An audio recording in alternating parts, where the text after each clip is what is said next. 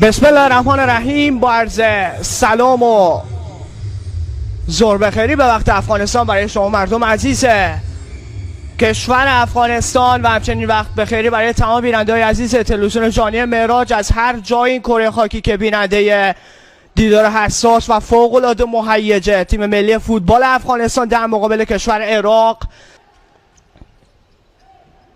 پاس رو به جلو قد میشه، بازم فیصل سمت راست، موقعیت هست برای عراق و توپی که متاسفانه به گل تبدیل شد و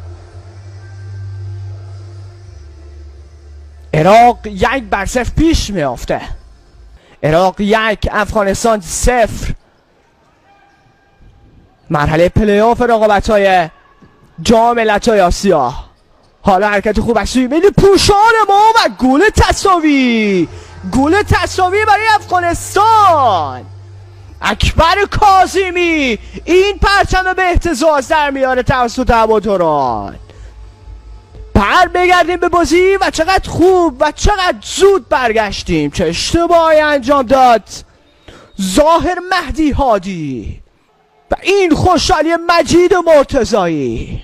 اوسم فرصت هست. اکبر کاظمی، حالا فرزاد، پاس تکنیکی، مهران میتونه رو برقه با فرزاد کار کنه، این کار انجام بده. سمت چپ مهدی خالی است، خود فرزاد، این ضربه و گل دوم، گل دوم برای افغانستان.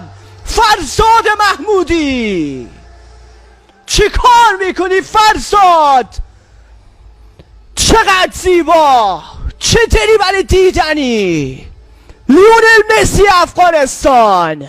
اگر ما ببریم یا مقابل ویتنام یا مقابل قرقیزستان دیدار میکنیم و آن وقت اگر مقابل او دو تیم به پیروزی برسیم میتونیم جزء 4 تیم باشیم. چه اشتباهی انجام دادیم و نتیجه حالا 2-2 شد. اشتباه مهران غلامی بود. توپ تقدیم شماره 10 تیم ملی عراق کرد.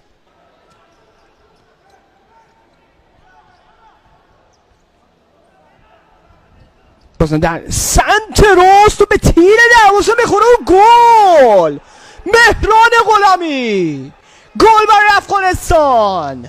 عذرخواهی هم کرد از اشتباهی که انجام داد بعد از گل. افغانستان 3 عراق 2. ضربه اول اکبر کاظمی فکر کرد و به تیر خورد اما گرفت. بازی 100 ثانیه است حتی. حالا موقعیت تو بگه به تیر خورد و گل 4، گل 4 و بازم مهران غلامی و بازم مهران غلامی. چه کار میکنن بچه‌های افغانستان؟ چقدر زیبا، از این بهتر نمیشد. مهران غلامی. افغانستان 4 عراق 2. چه لایی انداخت این چهره مهران غلامی. تو پس دست بدن رضا جعفری. موقعیت برای افغانستان هست، خود رضا و کورنر به سود ملی پوشان ما و حسین احمد ناصر. گل دومه کشور بازی رو آغاز خواهد کرد. حالا این ضربه ای که از کنار دروازه به بیرون میره. حالا برای اولین بار در جام ملت‌های آسیا حضور داریم. موقعیت و متاسفانه گل. عراق گل سوم زد. بازی حالا 4-3 بشه. سنی فیصل بالاخره زهر خود ریخت.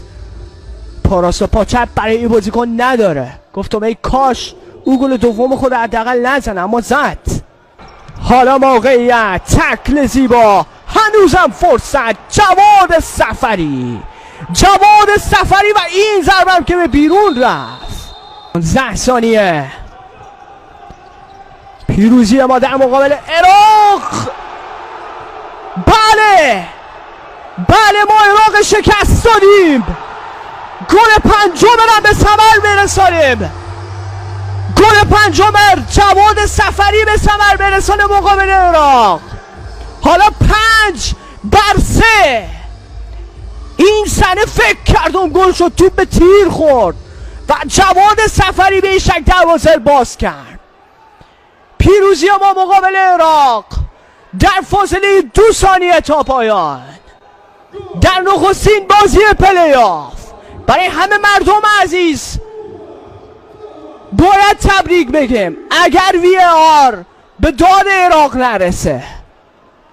ضربه ولید خالد، خیر اصلا گلی نبود،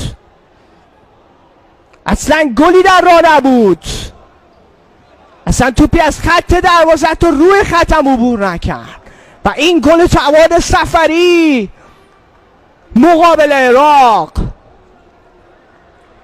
از این زاویه بهتر میتونیم ببینیم، کاملا مشخص بود که توپ از خط عبور نکرده. تبریک و مبارک باد به مردم عزیز افغانستان، تبریک و مبارک باد. با 5-3 عراق شکست دادیم در بازی پلی آف. بازی بعدی ما فردا یا مقابل ویتنام یا قرقیزستان خواهد بود و اگر ببریم میتونیم جز 4 تیم جام جهانی 2024 که به میزبانی ازبکستان برگزار میشه باشیم. 2 ثانیه تا پایان.